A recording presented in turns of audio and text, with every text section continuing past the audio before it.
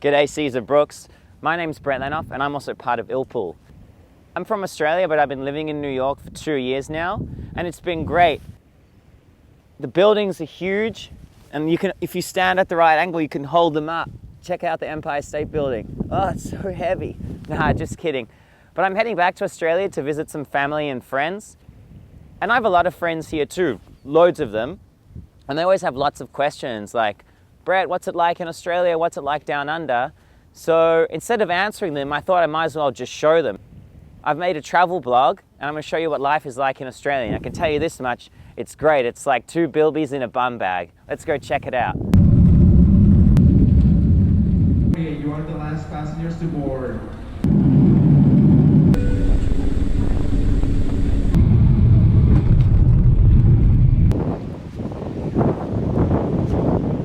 So as you can see, life is pretty similar over here. We like the beach, we have our own sports. Sometimes things fall out of our pocket, but it's not so bad. Go Bridgeside.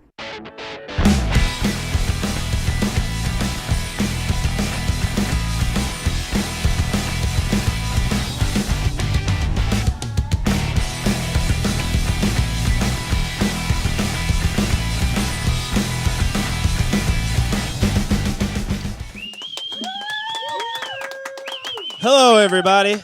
Hello, and welcome to episode 3 of the Caesar Brooks Hour. I am freaking jazzed.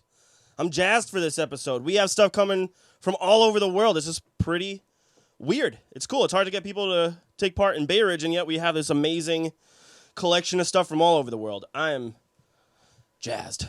Guys, our first comic, we got some good comics. We got some good sketches. I just want to say thank you to everybody who works on this and who comes and who watches at home. You're all sexy butts. You got sexy butts, all of you. So I'm real happy to know you. I'm real happy to not know you. I hope to know you soon. Guys, we're going to introduce our first comic. His name is Rob Stalkie. And I'm just going to leave it at that.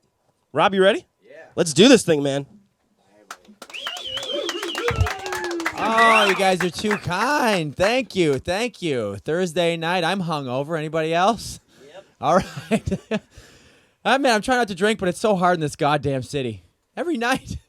Social media, it's always an event these days. You know, it's always someone's going away party. Someone's coming back. Your cat's first period. You know, like there's always a reason to get out.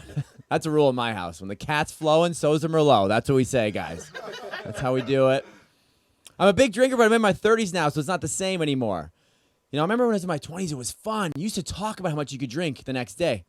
You don't do that anymore in your 30s. You go from being proud of how much you can drink to being ashamed of how much you can drink. Like it used to be, we had 18 beers, 6 shots of Jaeger, we danced all night. You turn 30, you're like, I had a bottle of wine before lunch again. Jesus Christ. Where are my pants? You know, every day you're just looking for pants. I don't know, everyone has a different definition for what alcoholism is. Mine is when you start viewing puking as a positive. I don't know if you guys do that. Remember when you used to ruin, you're like, guys, I think I'm going to throw up, and your friends take you home. Now it's like getting a star in Mario Kart. Just, whoa, round 2, motherfuckers, let's go. Let's do this shit. I don't know. Big drink. You see yourself turning into your parents when you get in your 30s. It's shitty. You know, little things, they sneak up on you. Like the other day I was out and I bought toothpaste, got home and realized I already have toothpaste. That sounds like nothing, you guys. That was monumental in my life. That's never happened before in the first 30 years. My relationship with toothpaste was you buy it and you use it. And when it's done, 20-year-olds, you know what you do? You roll it up in that nice little ball and you squeeze the rest out. Then when that's done, you get your knee up on the fucking counter and you get the rest out like that. Then when that's done, you cut open with scissors and you lick like the bag at 5 a.m. Just, get over your tongue. Toothpaste is the cocaine of mid-20s poverty. It really is. Starting to say words that you're not supposed to say anymore, like old people do. Like I called someone a pussy the other day. You guys know you can't say that anymore? That's the new one. If you like it, get one out tonight. Just say to your Uber driver, thanks, pussy. Like, just get it out. Do it, because I called someone a pussy, and this guy says, like, hey, you can't say that anymore. And I said, why? And he said, well, when you call someone a pussy, you're saying they're weak, and you're suggesting anyone that has a vagina is weak. That's offensive to women. I didn't know that. But if we're following that logic, shouldn't we say, it's not okay to say sucks? You'd be like, this movie sucks. Well, some people like sucking dicks, and that's kind of offensive to those people. I don't know, but I wouldn't be offended if a gay guy was like, man, this movie eats pussy. This movie is just face-to-face, missionary sex, fucking 2 kids in the suburbs, just knuckles deep in cunt, Like, that's just... I'm taking cunt back. If I'm giving pussy away, cunt's coming back, because that's a great word. Like, if pussy's weak, cunt's empowering. That is, you bully a pussy, no one fucks with a cunt. That's just... Remember those signs in the Trump rallies? Like, this pussy grabs back. It should have been, this cunt has a 45, all right? I'll have an abortion whenever the fuck I want. I'll do it, just boom. Just like, I don't give a shit. I don't know, being offended, man. Being offended is like a fad now. People get offended, but it's like, it feels good to be part of the offended group, I think. Like, when they have a photo that captures every decade, it's going to be like bell bottoms, mushroom cut, and then just like, you can't, you're not supposed to say that anymore. But like, if you're offended by words, you have a great life. That's a luxury, I think. To be offended by a word, you gotta say that. That's amazing. Like, no one in rural Cambodia gets offended by words. You know what I mean? Some 12-year-old in a sweatshop working 14 hours a day. Like, actually, boss, I prefer to be addressed as they now. You know what? He's good. I'll take he. She, it, whatever you want. I don't care. I don't know, man. But yeah, it's part of getting older. Is like, you have to practice empathy and start seeing things from other people's point of view. Like, I used to get offended by something too. Like, when someone said white privilege, I'd be like, I don't know. It kind of makes me mad. Like, not every white person has a great life. But then you see things, and stuff happens to you, and you see things in a different light. Like, the other day, I was waiting for the train. If you ever waited for the MTA, you know it's a goddamn nightmare. And I was waiting there for the hour, 25 goddamn minutes. We're just waiting there. Every minute, you can just feel the pool of hatred just growing and growing, getting stronger and stronger. And we're all just sitting there, and you feel like, I can't believe more people don't get murdered down there. And so finally, this train rolls in nice and slow. And as it's coming in, this dude just walks down the stairs with a coffee and a big smile on his face. He didn't wait at all. He just happened to be coming down at the right time. And I just had this thought in my head. I'm like, that guy's not getting on the train. I don't care. That was just my thought in my head. I was like, I'm not letting this guy on. And so he goes to get on. I stood in the doorway, and he went, excuse me. I went... He went, are you serious? I went, yeah. He went, why? And I said, because you haven't suffered enough yet, okay? You don't know what it's like on this train. You're not one of us, all right? You didn't spend the last 25 minutes of your life contemplating every major choice you made in the last 20 years.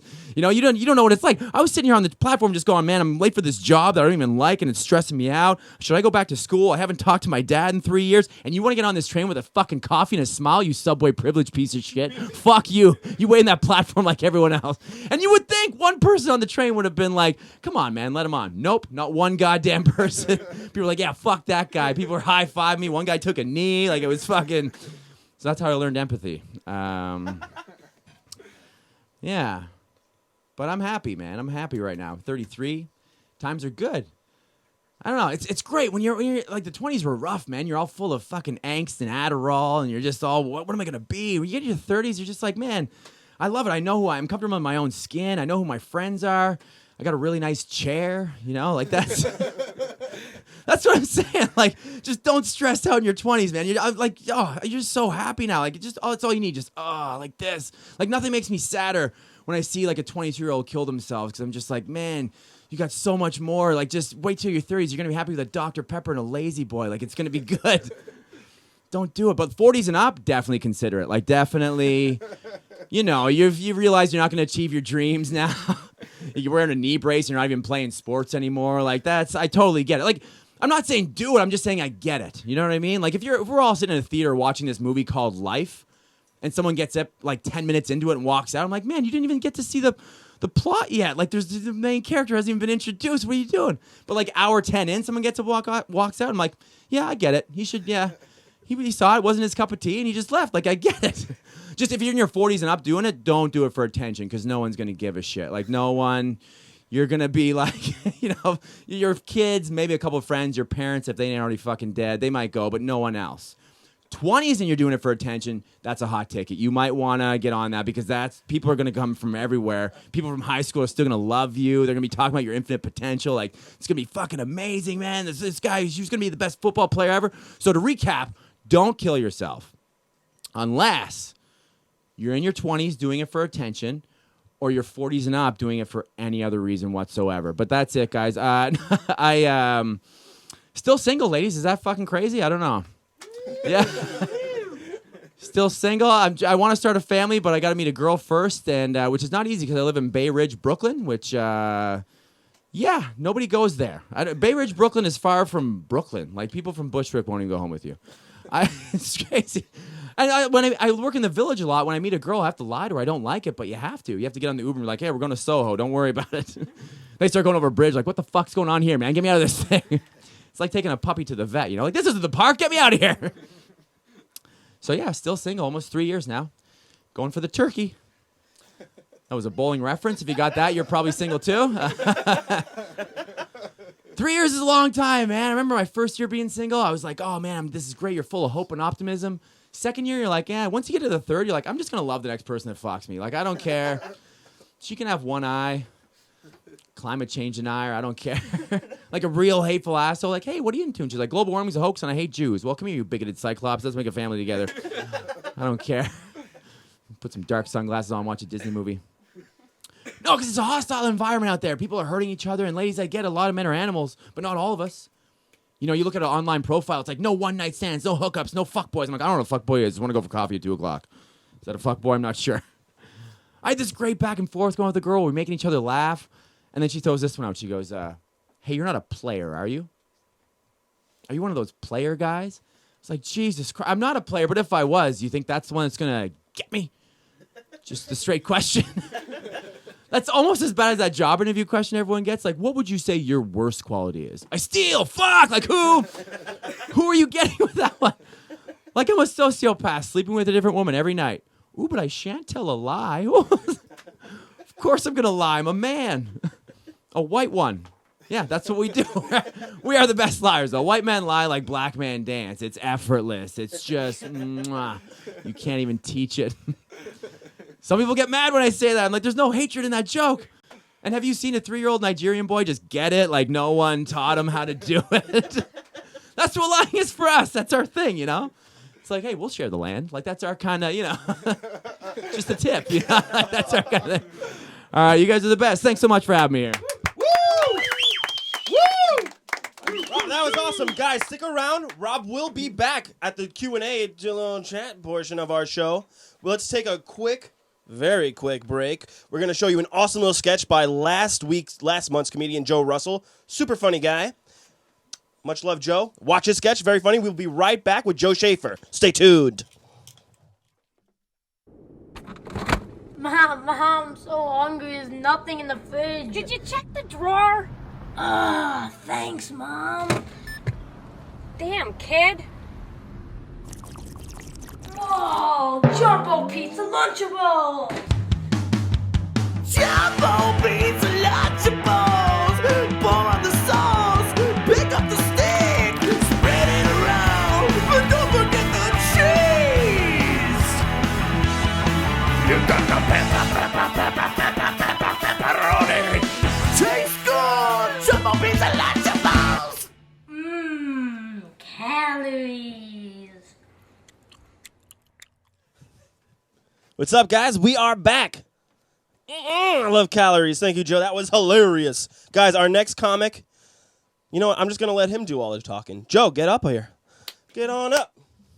Hey, what's up, guys? Yeah, 2018. Woo! My resolution, trying to get fit, going to the gym. I don't have any money, so I'm going to the cheap gym. You know you're at the cheap gym right away because of the smell. You know, that odor of just, like, athlete's foot and steroid abuse just in there. Oh, it's so bad. Like, I went in the locker room to get a locker. Apparently the guy before me had been using it to store a fart. But whatever. I'm here in New York City. Yeah! Chasing my dream. All right. Although, yeah, now in 2018, I guess you got to be careful about those words you use, right? Sounds a bit aggressive now. I'm like, I'm chasing my dream. Oh, no. Following my dream? Pursuing? I don't know. It's consensual, I promise. I just don't want somebody to write an article about me that's like, comedian forces himself on career. I came here from far away, too. I moved here all the way from China. Yeah, I was living in Shanghai for 12 years of my life. Did a full dozen, yeah. So back here now. Of course, first question people ask me is why? Why did you live there for 12 years? And I tell them, like, the reason I'm honest is I was inspired. You guys know those ancient Chinese sayings, those little pearls of wisdom, like you might find in a cookie? Yeah. My favorite one is 人如果外去，然后呆狂不复, which in English means man who goes abroad escapes ignorance. Man who stays abroad escapes student loan payments. So there's wisdom in China. Just trying to adjust, man, because out there, I was doing it in Shanghai. I had some fame, you know, people knew who I was. I had my own TV show, and now I'm in New York, and of course, New Yorkers are pretentious, so people pretend like they've never heard of International Channel Shanghai before. But whatever.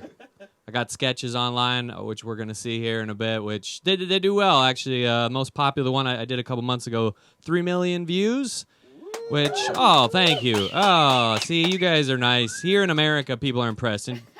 Because here, you know, 3 million, yeah, that's a large-size audience. In China, 3 million is like a medium-sized family reunion, so whatever. I'm happy with it. Just trying to do. I mean, some people are impressed. I can speak Chinese. They're like, wow, that's impressive. It's really not. Chinese is not that hard of a language to learn. If you want a difficult language to learn, you say you're just in Thailand, right? Camera guy's not talking to me. Okay, fair enough. Thai, that is a weird ass language. Like, you ever heard anybody like you don't speak Thai in your mouth. You speak that with like your right sinus cavity. It's really like I had a girl try to teach it to me years ago. And we didn't even get to vocabulary. We were just stuck on basic sounds. And she'd be like, repeat after me. Ngoi. Like, goi, go. Go, go. I'm like, you yawning? What are you doing? But now I'm happy I did learn it, though. Because, you know, like my friend invited me out. You ever get these people, like they'd studied Spanish before, and you go to a Mexican restaurant, and they throw on the accent. You know, they'll be like, yeah, we'll start off with some tortillas. And then maybe for an entree, we'll get some tacos verde. And you're like, ooh, you sound like a bandito. Cool. So when then it was my turn to take us out to eat, and I was like, all right, we're going to a Thai place. Kicked open the door. I was like, all right, hey, we're going to start off with a big bowl of Tom Yum Goong. do a bowl of, or do a plate of Pad Thai next. Sprinkle on a bit of Goi. As they say, authentically, as the waiters stared at me blankly. Yeah, I don't know. China's a cool place that you should go. Very old culture. 5,000 years old, China. It's 5,000 years old. Which, as an American, right, that's incredible. Our country is 200 plus. So, I mean, it's just incredible when you think about it, you know, that Chinese people can go out and they can find out who their great-great-great-great-great-great-great-great-great-grandfather is. And while in America, on our TV shows, really, you just find out who the father is most of the time. So, China's got it better. I like to think about my ancestors. Because you can find out who your ancestors are by your last name, if you know this, right? Your last name indicates, you know, if your last name's Miller, your ancestor milled things. Or if your ancestor was, you know, named Brewer, then they brewed beer. My last name's Schaefer. It's German. Apparently means shepherd. So I guess my ancestor was, I don't know, a German shepherd. I don't know. But yeah, I mean, it is weird. I just don't know what, like, because all I know about Germans, right? I've never been to Germany. All I know from Germans is like the Discovery Channel. So I don't know what a German shepherd is like. He's just walking around there yelling at sheep, like, what are all of the little sheep doing? You are keeping secrets from me? This is not acceptable. I will find out what you have been up to. Make no mistake. I will find out which one of you is the wolf. And I will gas you. No Holocaust jokes. I did it. I don't know. What else? I'm obsessed with Japan. I'm a big Japanophile as well. Big into that. Also an old culture. I had a good Japanese friend who was telling me that he can trace his family back, his ancestors back to samurai, which that to me is the coolest thing ever, you know, and he was very proud of it. You know, he's telling me, he was like, Joe-san, chotto kite. I will tell you about my ancestor who was a samurai warrior. He had lots of honor and courage. Now, of course, I am owning a used car dealership. But I also have honor and courage. In fact, if you want affordable mid-size sedan, I take a market price and I slash with a samurai precision. If you want something from me, you look me in the eye and you tell me, do you want 0% of finance? No down payment? I will give to you, or I will die. Or match competitor's price, whichever. I don't know. I left America because my parents are like everybody's parents. They're quirky. My mom, she's a collector. Hoarder. She likes to collect a lot of stuff. No, she doesn't like me saying that, and she's probably watching this. So, but it's just an odd thing, that the need to collect everything. There's just these weird piles of stuff in her house, which she always has these reasons for it. You know, she'll tell me, she'll be like, this is there for whatever particular reason. Like near her back door, she just has all these men's shoes piled up. I'm like, Mom, you and Dad divorced over 20 years ago. Like you live alone. She said, Joe, those are there for a very good reason. If a criminal looks in my back window, he'll think that I live with a man. I'm like, Mom, you have 15 pairs of Reebok high-top sneakers there, right? Someone looks in the back window, they're not going to think you live with a man. They're going to think you murdered a basketball team, all right? This is too many shoes. She's got, and that mixed with, like, she's also into this, like, Indian religion, which, combined with the collecting, that just means she just has hundreds of these pictures of just Indian men on the wall staring at you very intensely, just all not smiling, and she's all these statues around. She just has so much of it that she told me, this is true, that the local ashram in Ohio called her and was like, Mrs. Schaefer, we want to request from you that you give us back some of the pictures and statues because you've got all of them. You've successfully appropriated our culture to completion. So anyway, guys, I'm Joe Schaefer. It has been a lot of fun. Let's get on with this portion. Oh, that was hilarious. What accent don't you do? Whatever. I go for like maximum offense. Is usually Well, guys, let's watch some of Joe's sketches. We'll be right back after these very funny sketches that Joe himself has written and directed and had his friends with. And I didn't direct them. Okay. I just wrote and starred, but the direction, I don't do that. Okay. I'm not gonna direct. Okay. 2 out of 3. All right. I just don't want to take. I don't want stolen valor. I don't want that's a bad look. Such a humble guy. All right, guys, we'll be right back after these very, very funny sketches. We'll get to know the comics. Stay tuned. Ah! So what I'm hearing you say is you're having some difficulty making the transition from living in China back to America. I don't know what's going on. I've been back a month already and my life it's a goddamn disaster. All right, let's do this, guys. Waiter! Cold dishes, we'll go bruschetta, olives. For meats, we'll do crab linguine, bolognese, oxtail lasagna. Bring us all your rice and tons and tons of watermelon. Just keep it coming. Great, guys, we're good. Oh, sorry, did you guys want hot corn juice?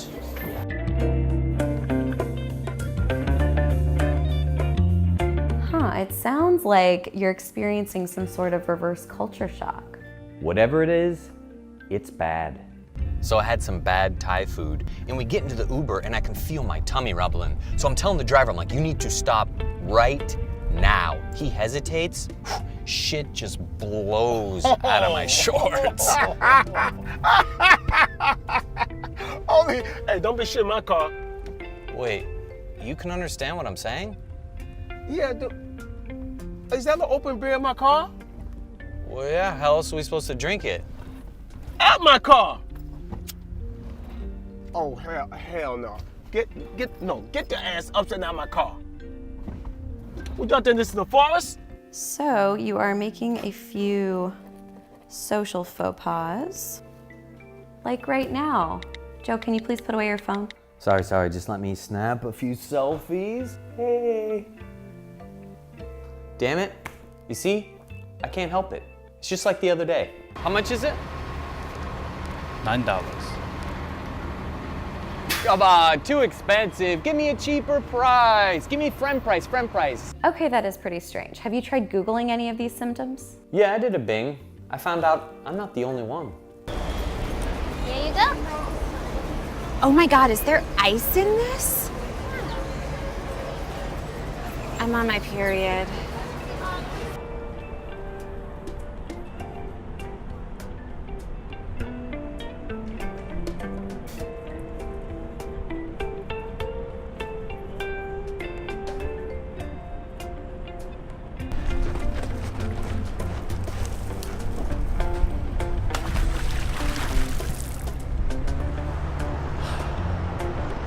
You know, I read about this other guy. He can't even hold a job down anymore. And here's our standard employee contract. Great. So I'll be getting 60% more than that. Why would you think that? You know, I'm not from here. I'm not sure I understand. Look, just be honest, okay? Can you get me a visa or not? Perhaps you could form some sort of self-help group. Oh, we tried, but whenever we get together, things tend to escalate. So anyway, yeah, the Nets, I think they're good. I think we're gonna be fine this year. You know, they're not the Sharks. No, they're not. But I got it. Oh no, I got it. I got it. I said my town, my treats. It's my town. It's my treat. Listen, you don't have it. No. I got it. I got it. This doesn't even cover the tip. What? What'd you call me? You lost me. The tip. Who's that? Okay, great. Right here, we can stop. Dude, I can't stop there. All right, well, can you stop right here? Dude, that's a sidewalk. Fine, right up here. Right up here. That's somebody's lawn, dude. Oh, ting, ting, Jelly, jelly. ting, ting, ting, ting, how? 在这里啊。 Y'all the Wu-Tang Clan? 掉个头。掉个头，掉个头，掉个头，掉个头。 You get Sonic Boom. I played that game too. Jeremy Lin. We got Jeremy the Nets. Lin, baby. He's back. It's back. It's like we never left. I know, love it. Hey boys, couple beers in the park. Oh yeah, beer yeah, talk, some baby. cold ones. I bet that's delicious. What are you guys doing? Can't drink in public. Wait, I remember how this works. What's this? Green tea, wet your whistle. Cigarette? Oh, party favors? Is that what we're doing? I got one too, let's go. Great, I see what you mean. So, yeah, this is gonna require a fair bit of work. And just so you know, my rate is $180 an hour. Come on, too expensive. Give me a cheaper price. Come on, friend price, friend price. Come on, I'll bring you lots of business. Come on, yes, no, yes, no, yes, no. Yeah, that's all you.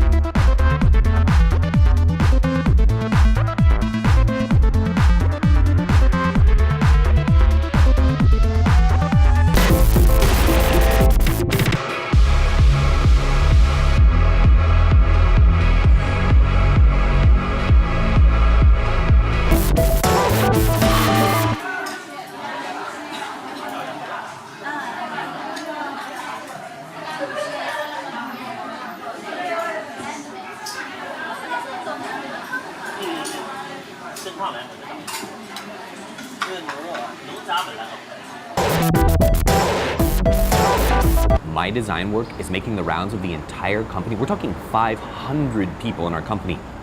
The head boss emails me directly congratulating me, okay? Like this is like quite a big deal.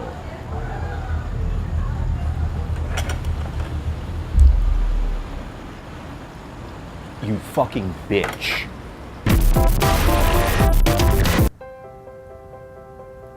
我爱你。我也爱你。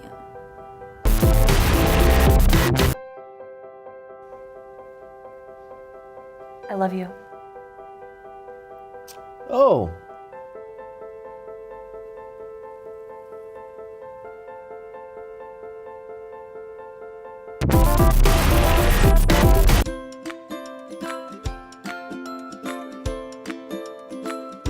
这件好好看啊！好看。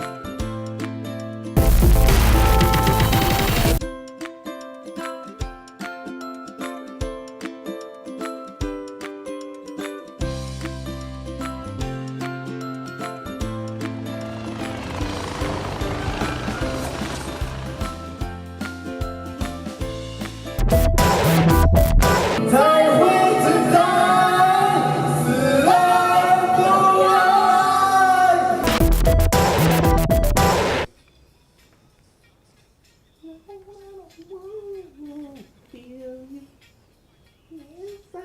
Dr. Dre motherfucker。你从来都是这么自私，你就没有考虑过我的感受。你每天就知道跟朋友出去瞎鬼混。I just feel like you can be really passive aggressive sometimes, and I just don't want you to have that anger bottled up inside of you. You know, it'll turn into resentment.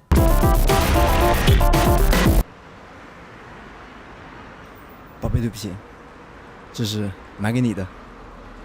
好吧，这次就原谅你了。Baby, I am so sorry about those horrible things I said just then. I am projecting my own frustrations onto you, and it's not your burden to bear. You are perfect and special, and I need to treat you that way. 亲爱的，我们在一起6个月了，我爱你，你爱我，我属马，你属狗，我们生辰八字、性格取向都合拍，所以嫁给我吧。哦，我愿意，终于说了。Honey, we've been dating now for 11 years. We've been living together for 8, and we have a dog together. Will you marry me? Yes.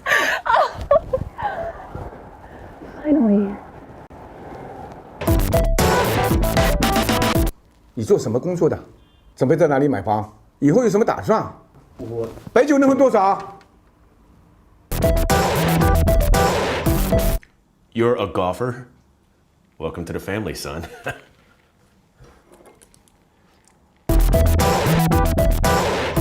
拿出来。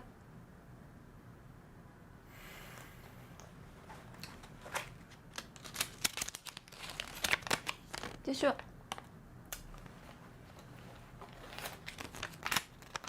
没了？没了，都给你了。你觉得我信你能骗过你老婆？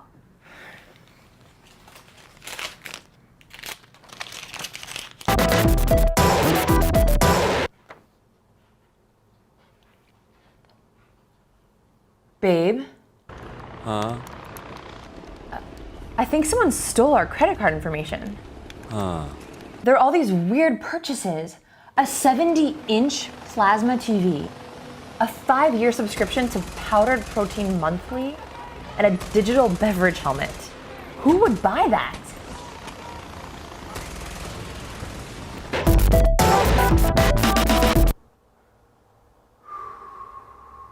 Are we ready for this? Is this the right time? I don't know. Having a baby is a huge responsibility. I mean, are we gonna have time for it? 亲爱的，我怀孕了。嘿，搞定了！我爸妈终于不用再烦我了。Yes! Don't forget the wipes like you did last time. I got the wipes. I got the wipes. Baby powder! I got the powder. I got the powder. Obviously, I got the powder. You think I'm powder? No, Daddy's a fucking loser. Do not screw this up again! I am on top of it, okay? Are we doing Huggies or are we doing the natural kind? Are you seriously seriously asking me that right now? Am I seriously asking? I'm seriously about to punch you in your head. You know that? I am a human being as well. Hurry the fuck up! Are we bringing Mr. Fluffer? You know she can't go anywhere without Mr. Fluffer! I'm Mr. Fluffer, you.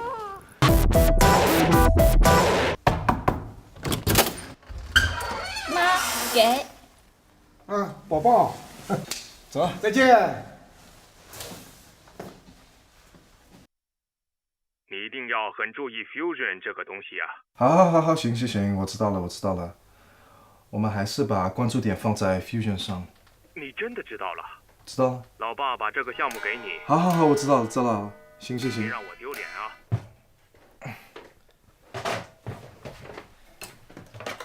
Candy， 我新领带到了吗？还没有呢，老大。可是，这里有2个人，他们自称是 The Bad Boys of Business， 想要见你。告诉他们我比较忙。他们一直在强调 fusion 这个词。Fusion， 好吧。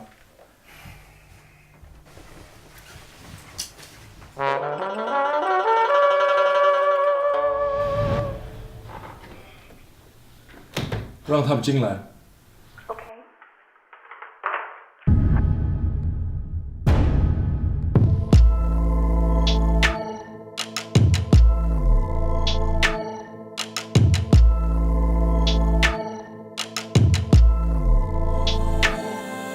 Hey Joe, there are a lot of further up.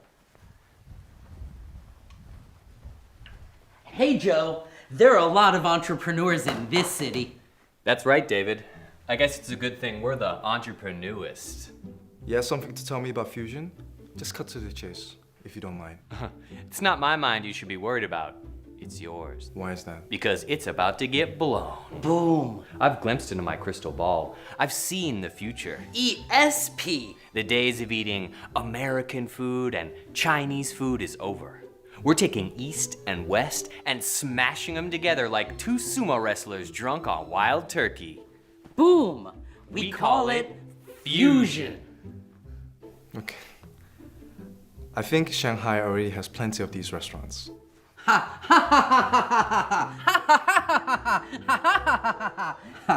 That's adorable. We are not talking about fusion food. We are talking about a fusion experience. A fexperience. An explosion. A revolution, but with salad forks instead of pitchforks. Imagine, if you will, Confucius as a cowboy. A lasso swinging, cattle wrangling, Marlboro smoking cowboy. Yeehaw! Now where can he go to put his boots on the table and eat duck nuggets? What are duck nuggets? A wise man once said, "Man who throws food at buffet makes everyone duck." Nuggets. Who said that? Bruce Levi. Okay. I'm not really clear about your concept. It is a bit confusing. You know when you're trying to hammer a square peg into a round hole? Well, we say you're not hammering hard enough. This place is fusion down to the wallpaper. Does the carpet match the drapes?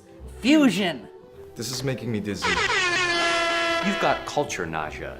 You're used to seeing things in monoculture, but what we've done is taken 2 cultures and given them to you in stereo. You know what's good for that? Wet Chinese herbs. Wet Chinese? On potato skins. Or how about Sun Tzu's The Art of Waffles, also with wet Chinese herbs. Or try our signature entree, Uncle Sam's 4 treasures. Delish. Imagine Chun-Li drop-kicking George Washington in the face. Yeah. And then they go on a Tinder date. Bang. This is comfort food, massaged by an exotic oriental culture. Me eat you long time. I really appreciate your wonderful presentation, but I don't think this is something we are looking for. My secretary will see you out. I guess he's right. We wasted our time. I feel more lost than General Tso during the war between sweet and sour. I don't even know what we were thinking. I mean, Paco Wong's Zodiac Rodeo doesn't even have a figurehead. It's true. We're doomed. Unless. But no. But maybe. Probably not, though. I have a crazy idea. Well, you might as well say it now. We've got nothing to lose.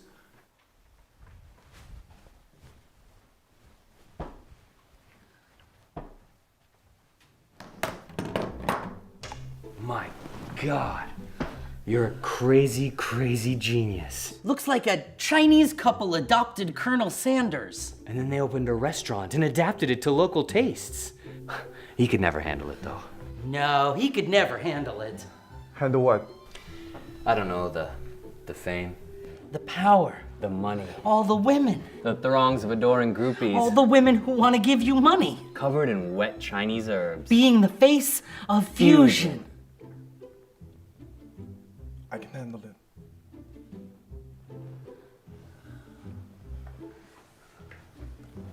Oh, yeah?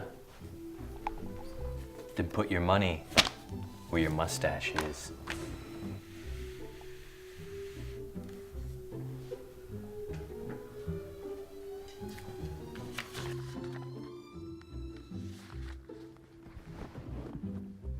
Hooray! This calls for a celebration. How about Denmark's premier death metal Aarhu band, Satan's English Corner?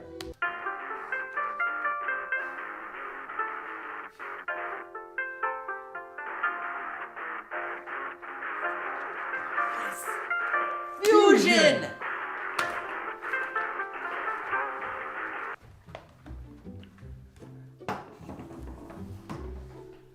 Bye. Bye. Fusion. Fusion.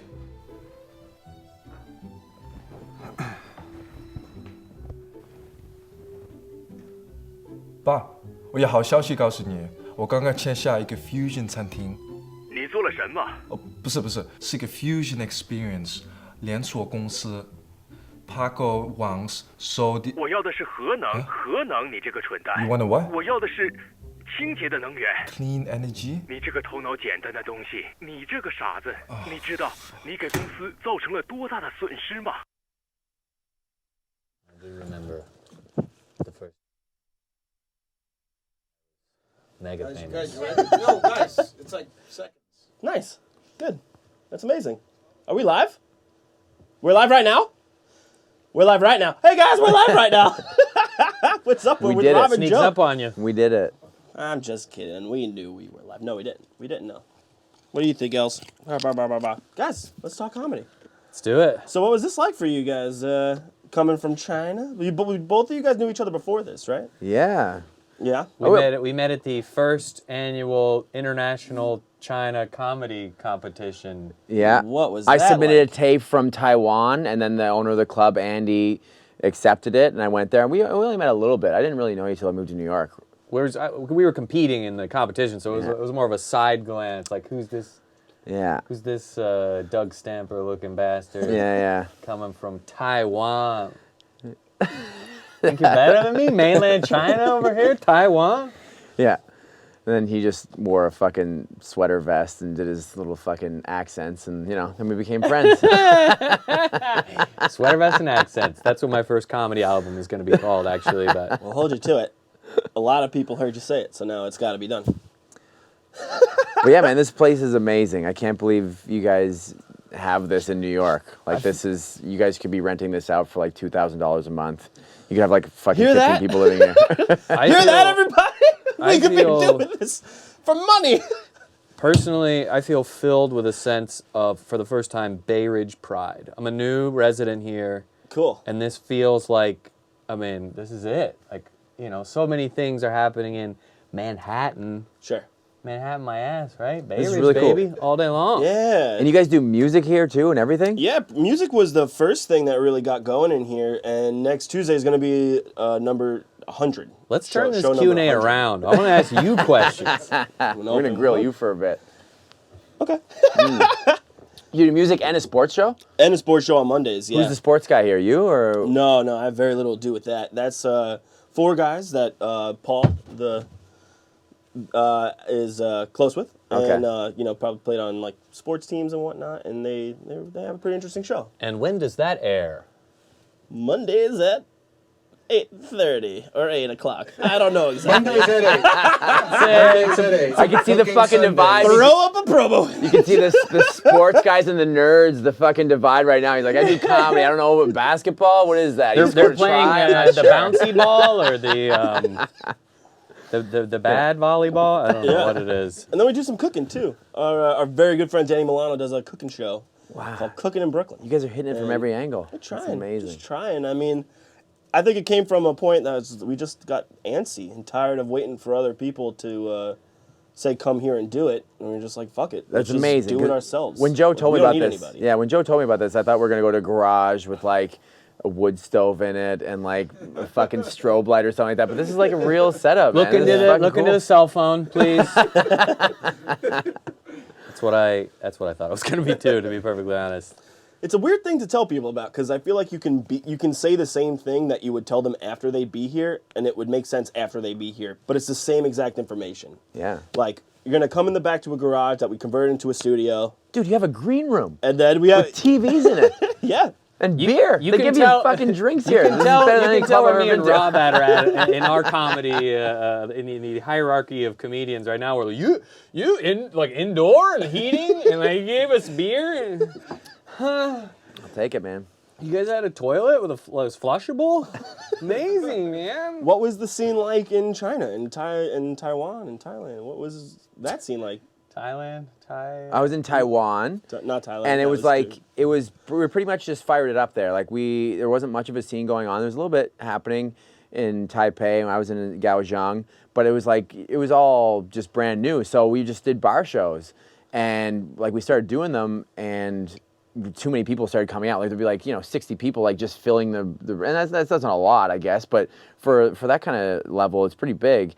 And then, but we only had like a few comedians, so I started writing jokes for other people so I could get more people to come on stage, and then they started getting addicted to the laughing. Now, did you write them in English, or were you writing jokes? All English jokes. Yeah, it was all foreigners, all like mostly American, Canadian, South African, Australian, British. Oh, so it's like a pretty mixed pot. Yeah. Wow. They're all over the place. Well, that's what's so fun about doing comedy out there is you never know who is going to be in the audience. So you'll do a show and you'll be like, where are my Americans at? No Americans.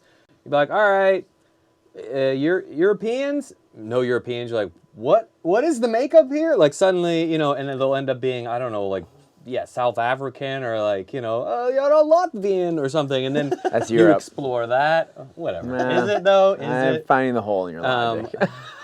My point is like you get, whatever. They're all like, we are from Chile or something. I don't know. The point is like suddenly you've got this audience and like you're like, oh, tell me about your country. And you're just riffing off that. It becomes part of your act in a way. It sounds like just learning. Yeah, I'm talking about like doing crowd work and stuff. Because Sure. it's been hard for me to come back to America because I'm like, oh, where's everybody from? Like anywhere far away? And people are like, yeah, I'm from New Jersey. I'm like, oh, okay, that's cool.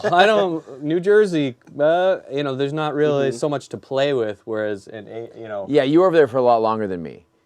I only did comedy for like 2 years over there, so that's yeah. No, I'm just saying like that's like a big. It must be get much. our dicks out, Rob. It must be yes more of an. What I'm saying is it must be more tape difficult to adapt for you because you did it so much longer over there. Yeah, I mean it's a similar. Our story, similar. I mean it sounds very similar. Where we wanted to do comedy, there was none there. Don't you find they laughed a bit easier over there? Absolutely. Yeah. I'm not sure if I was listening to your podcast or something where it was like people are afraid to do comedy because of government interference or that just wouldn't afraid be to. So in Taiwan they've got democracy, but in mainland China where I lived, people have this. It's actually the other way around. Where like people have this misconception. They're like, oh, so is everything over there censored? Like you can't say a lot of stuff. Actually, you can say pretty much anything. In fact, more than in America because they don't have PC culture there so much, right? Sure, but isn't that artist like a way kind of under the gun because he does a lot of like. Well, okay, so here's the one caveat to that. The only thing you cannot do on stage in China is anything about Chinese politics. The three T's. The 3 T's, which is Tiananmen Square, Tibet, and Taiwan. Those are the no-nos. Those are you cannot mention those, and that's fucked up. Have you ever seen anybody try to do material about that and then the wraths of? Well, they told me when I came over to do the competition, they're like, if you mention one of those, we'll cut your mic and you're off the stage. Because it's so not, you just don't do it. So you're asking like, have we seen like what, like jackbooted thugs go again? I don't know. I mean, it's just like what does that look like? What Well, it does looks like censorship us. look like there? It looks like us saying don't. We would be the ones who would censor him because it's not like a personal responsibility thing. You're risking the whole endeavor, right? If somebody hears about this, somebody tells the government, this club is rattling off, subversive, anti-government stuff, like the whole scene will get shut down. Not just our club, but the whole, they'll do a shutdown. They don't play around with stuff like that. So it's just like, dude, don't. It's not worth don't threaten. Yeah, don't. It's not worth the because joke. you want to do. It's just, and it's such a small. There's a lot of comedic material out there. You don't really have to tread on that particular. It's crazy. It's But like, are you annoyed racist. by it, or are you just like, I'll play ball because it's just easier that way, or does it bother you? Is that like a thing that kind of feels like it gets in the way of things you want to say? I don't do political shit anyway, so it didn't bother me at all.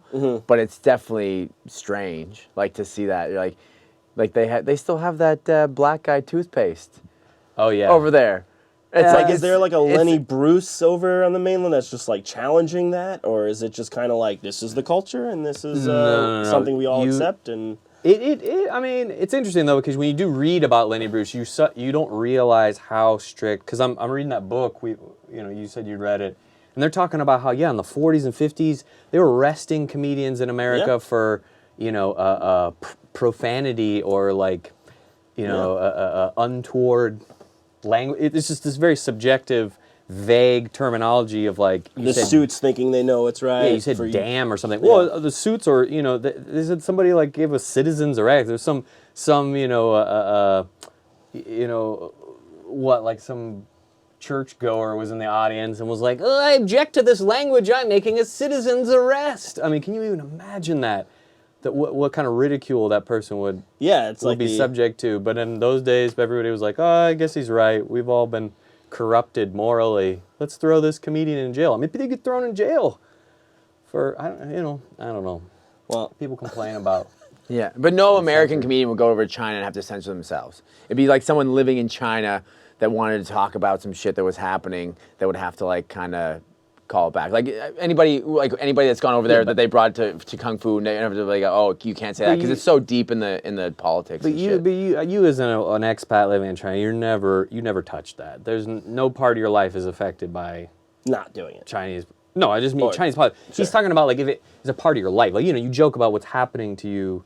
If you live there, maybe. I'm already like feeling uncomfortable talking this much about it. See, you think he's gonna get arrested? Look at it. He's scared right now. You're in fucking America right now, Joe. No one's gonna fucking arrest you. Say whatever fucking. Taiwan's independent. It's not a part of China, motherfuckers. It doesn't matter. But look at the passports. You go on a fucking plane. You can go to China and you go back to Taiwan. You have to fucking get your passport stamped. It's not a part of China. I would like to go back at some point. Fuck you guys. I don't care. I live here. I don't give a shit. I'm not going back. Rob's burning me here. Rob's burning me. They're definitely gonna see this one episode of Caesar Brooks Hour. Dude, I was talking to hold it against you. I was talking to a Chinese person after a show, and I told him I was from Taiwan. You can't talk about how Taiwan's independent, like it's its own thing. And we were talking, we had a conversation just about comedy and just life and whatever. And I was like, yeah, nice to meet you. And as he left, he went, by the way, Taiwan will always be a part of China, and just left. Like just not even like angry or anything about it, just he felt obligated to fucking, he had to throw that in at the end there, wonderful. Just to like let you know that's a part of China. I was like, cool, how much has your act changed just coming back to the States? Do you feel liberated in a way? I mean, do you feel a little liberated? It sounds like you feel more open to. Well, like Joe was saying though, there's the liberation and you can't talk about that stuff. But then you come here and it's like America's so racially charged. Anytime you bring up anything, you can feel it. Like you can feel people pull back, even if it's not angry and there's no hatred. Well, it's just like it almost feels more like there's more censorship here. There's more. It's easy to avoid that very particular, very isolated subject. But here it's like, I mean, who even knows what, PC culture's everywhere. Who's going to get angry at you? I mean, it doesn't, you don't run into it too much, but sometimes you just get some random person in the crowd who just comes there ready to get offended, and they're just like, they'll heckle you if you know, I don't know. Have you ever been? Who was it? Somebody got heckled recently at the Lantern, or somebody just all the time. You know, somebody in the crowd just stood up halfway through and like, that's not nice. All the time. So, yeah, I don't know. It's funny. You know, you think like America's so free. It's all an illusion, people. But even within New York, there's different styles. Like Brooklyn is very like, you know, young 20s, very PC. Manhattan a little bit crazier. You go up to like, you know, I've done shows in Harlem where it's fucking amazing, man. You just like, they don't give a shit. People just like, just be funny. It doesn't matter what you're fucking That talking about. should be the one rule, right? Well, in Just Manhattan, be funny. it's like tourists. So you got people from like Ohio, and they're down there like, hell yeah! You talk about the minorities, man. Get on there. I don't care. Shit, I ain't offended. I'm gonna go laugh all the way back to my John Deere tractor there. Have you guys done sets elsewhere other than New York since being back, statewise? Like, I've gone have to you done Baltimore. some, like Midwest stuff and Never Midwest. I did the Baltimore Comedy Festival, Hoboken Comedy Festival, and they're all good, man. Everyone's It's just it's funny. It's only for a certain amount of a certain few jokes or something like that might be a little bit touchy, and I think they're kind of touchy everywhere. Sure. Unless you start like demeaning, like, you know, the Midwest or something like that, which kind of works well here. You see a lot of people do that, and in New York, it's fun to shit on that. I see. Like, I don't do it because I don't really know that culture. Like, I don't know it, but you see it a lot. Like, people will make fun of the Midwest, and it gets people pile on top of it. But I'm sure if you went there, you'd have to change your shit a bit. Yeah, people seem to think it's so funny that we're like very kind and considerate. I guess in New York, it's something to be mocked and derided. Just because we care about people and their feelings. It's terrible. It's terrible. Where are you guys doing shows next? Like, you have some gigs lined up? Yeah, this weekend I'm at the Lantern, 6, 8, 10, midnight, every show. That's the Village Lantern for anyone Village who's Lantern. watching and doesn't have a clue? 167 Bleecker Street. We do shows there every night. So it's, and I'm there like, usually probably 6 nights a week. That's where like my home base is. Cool. And then in the odd event that I get booked at a club 2 or 3 times a month, I'll go to like those places. But mostly that's where I work. Right on. And before I get into Joseph, I mean, do you have like you have the podcast stuff going on? Where can people find your comedy? At Rob Stalkie Comedy on Instagram, and then you can find all my dates that I perform on robstalkie.com. Cool. Yeah. So easy enough. Easy peasy. Robstalkie.com. You heard it here. And And Joe, you've got Kung Fu Comedy, Mama Hoo Hoo. I mean, all of it. Kung Fu Comedy, Mama Hoo Hoo. Kung Fu Comedy is the club we were talking about in China. We have a full-time club in Shanghai. Here, Kung Fu Comedy NYC is just a monthly show every third Wednesday at New York Comedy Club. It's a great show. But it's fun. It's a themed show. It's international stories from traveling comedians. So we book a lot of that's cool comics. You know, pros. You know, that have been on Comedy Central or all the late night shows. They do tours out in they do the Asia tour, right? Cool. And so they all have hilarious stories about it. Like, it's amazing how a really good comedian.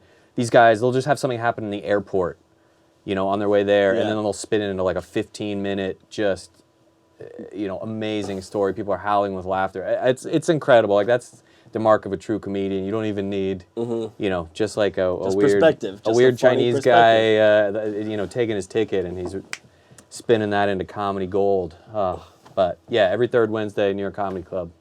It's fun. Cool. So guys, I think we're gonna wrap it up. Any last words? No, man. Thanks for having us, though. This is cool. You Thank guys you got for a good thing coming. going here. I hope I see you guys do like episode 57 one day, and you'll have like fucking, I don't know, Cat Williams here or something like that. He'll be free. Could be, man. I want that to happen. They'll be like, man, I was on episode 3 of that shit. Like, I started the fire. I got the fucking ball rolling. Snowball. Yeah, it really is. I mean, it was this little idea that we had that we just are. This is cool shit, man. People Don't stop. are just kind of just coming on, and it's just happening. It's not like we spend too much time thinking about it, just because why? Yeah. People drop out last second, but people come in last second, and it's always good. Your Bay Ridge people will always be here. Also, can I just say, like, if anybody in the Culture Bureau in Beijing is watching this, I don't even fucking know this guy. His opinions are his own. Yeah, Taiwan's independent motherfuckers. I don't give a shit. Well, I mean, If it's not independent, why do I have to get my passport? Why do I have to get a Chinese visa when I fly from Taiwan to China? If it's all one fucking country, why do I got to get the visa? It's fun to let them think. Yeah. We let them just let them pretend. All right, guys. We have a little bit more of the show for you, but we're going to be done here. Thank you guys for watching all this live comedy. It's been amazing. I've got a very, very awesome second edition of Nihilist Fish right after this, and then we're going to show you those cool, really, really, really cool caption contests drawn by our very own Chris Liassis, where we'll show you the winner of last month and this month's challenge. So, I mean, do whatever you want, but don't go away, because there's still more show. Yeah.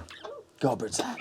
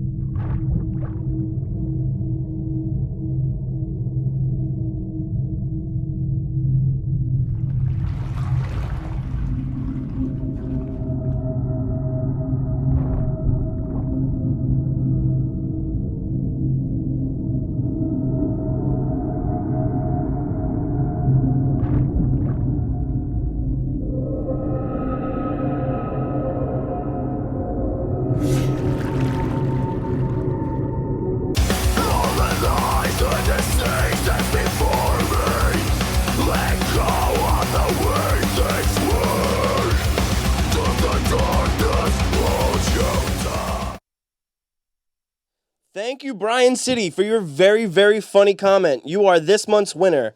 Guys, stay tuned for next month's comic, drawn by our very own Chris Liassis. We want to hear it. Write us your comments on Twitter, Facebook, Instagram. It don't matter. We read it all. This month is the Unfortunate Fortune Cookie. So, send us your stuff. Thanks, guys. Go Bridgeside.